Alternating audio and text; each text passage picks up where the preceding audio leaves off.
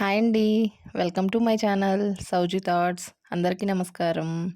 నేటి విశేషం భగినీ హస్తభోజనం, యమద్వితీయ, చిత్రగుప్త పూజ.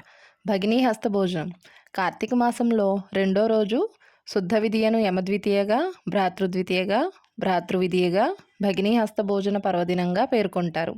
భగినీ హస్తభోజనం అంటే సోదరి చేతి వంట సోదరుడు తినడం. సమాజం అనుసరించాల్సిన ధర్మాలను, ఆచారాలను, వ్రతాలను, పండుగల పేరిట సంప్రదాయం ప్రతిపాదించింది. ఆ కోవలోనిదే యమద్వితీయ. కార్తీక శుద్ధ విధి నాడు భ్రాతృపూజనం గురించి లింగపురాణం ప్రస్తావించింది. శ్లోకం: కార్తికేతు ద్వితీయాయాం శుక్లాయాం భ్రాతృపూజనం యా న కుర్యాత్ వినశ్యంతి భ్రాతృసప్త జన్మసు.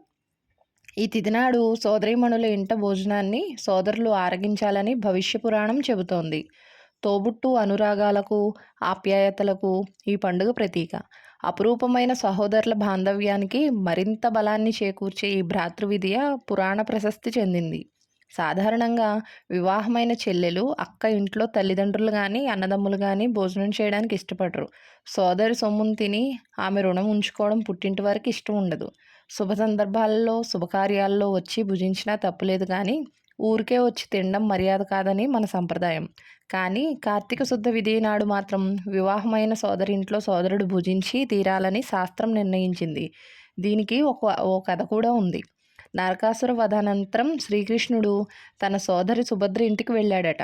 ఆయనకు ఆమె విజయతిలకం దిద్ది మంగళహారతినిచ్చి మధుర పదార్థాలని తినిపించి రక్ష కట్టిన దరిమిల ఆ పవిత్ర తరుణం భ్రాతృద్వితీయగా స్థిరపడిందంటారు. శ్లోకం: అస్యాం నిజగృహే పార్థ నా భోక్తవ్యం మతో బుధే యత్నేన భగినీ హస్తాత్ భోక్తవ్యం పుష్టివర్ధనం. యమద్వితీయను పాటించే విధి విధానాలన్నీ భవిష్య పురాణం వివరించింది. యముడు ఈ దశనామాల్ని స్మరించి అర్ఘ్యప్రదానం చేయాలి. దక్షిణ దిశాధిపతి అయిన ఆయన ప్రీతి కోసం దక్షిణ దిక్కున ఆవునేతితో యమదీపం వెలిగించాలి. సోదరీమణుల ఇంట్లో భోజనం చేసి వారికి నూతన వస్త్రాలని బహూకరించాలి. కుటుంబంలోని జీవన మాధుర్యానికి, సంప్రదాయ సౌరభానికి ప్రతీక యమద్వితీయ. సోదర సోదరీమణుల ఆత్మీయ భావనను ఈ పర్వదినం అభివ్యక్తం చేస్తుంది.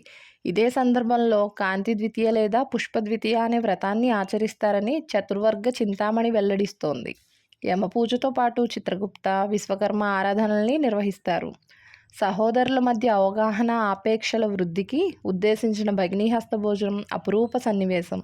పుట్టింటి మమకారాలు మహిళలకు అపారమైన మానసిక బలాన్ని, ఉత్సాహాన్ని కలిగిస్తాయి. సంస్కారయుతమైన, సద్భావన భరితమైన సౌమనస్య తత్వానికి ప్రతీక. భగినీ హస్త భోజన పర్వదినం. పండుగలన్నీ మనుషుల మధ్య సామాజిక బాంధవ్యాన్ని ఏర్పరచడానికి ఉపయోగపడతాయి. తమ దగ్గరున్న దాన్ని ఎదుటివారికి ఇవ్వడాన్ని నేర్పిస్తాయి. ఇవ్వడంలోని ఆనందాన్ని అనుభవంలోకి తెస్తాయి. ఇతరులతో కలిసి జీవించడాన్ని నేర్పిస్తాయి. భగినీ హస్త భోజనం అంటే సోదరి చేతి వంటతో సోదరి ఇంట్లో భోజనం చేయడం. ఎందుకు చేయాలో మరో పురాణగాథ కూడా ఉన్నది. ప్రసిద్ధ పురాణగాథ: సూర్యభగవానునికి ఉన్న సంతానాల్లో యమునా నది యముడికి చెల్లెలు. వీళ్ళిద్దరూ కమల పిల్లలు అని కూడా అంటూ ఉంటారు. చెల్లైన యమునా నదికి అన్నయ్య అంటే చాలా ఇష్టం. ఆవిడెప్పుడు అన్నగారిని ఆమె ఇంటికి వచ్చి ఆతిథ్యం స్వీకరించమని కోరేది. చెల్లెలి మాటని కాదనలేక చిత్రగుప్తంతో తన పరివారంతో సహా యమలోకాన్ని, తన పనులను వదిలేసి భూలోకం వస్తాడు యముడు. అలా వచ్చిన రోజే ఈ కార్తీక శుద్ధ విధియ. అందువలననే దీనిని యమద్వితీయ అని కూడా సంబోధిస్తారు.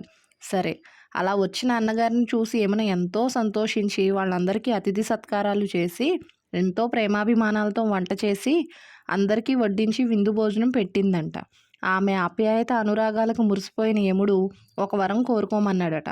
అప్పుడు యమున ప్రతి ఏడాది ఈరోజు తమ తమ అక్క చెల్లెళ్ళ ఇళ్లకు వెళ్ళి వారి చేతి వంట ఆరగించే అన్నదమ్ములకు అపమృత్యు భయం, నరలోక ప్రాప్తి లేకుండా ఉండే గొప్ప వరాన్ని అనుగ్రహించమని కోరిందంట.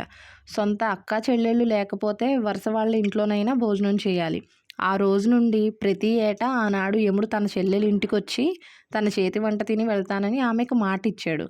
లోకంలో ఇదే రకమైన ఆచారాన్ని పాటించే మగవారిని ఎన్నడూ అకాల మృత్యువు దరిచేరదని, నరకలోక భయం ఉండదని హామీ ఇచ్చాడు. అంతేకాదు, ఆ రోజు ఏ స్త్రీ అయితే తన సోదరులను పిలిచి అన్నం పెట్టి ఆదరిస్తుందో ఆమె జీవితాంతం సుమంగళిగా జీవిస్తుందని, భోగభాగ్యాలతో తులతూగుతుందని యముడు వరం ప్రసాదించాడు.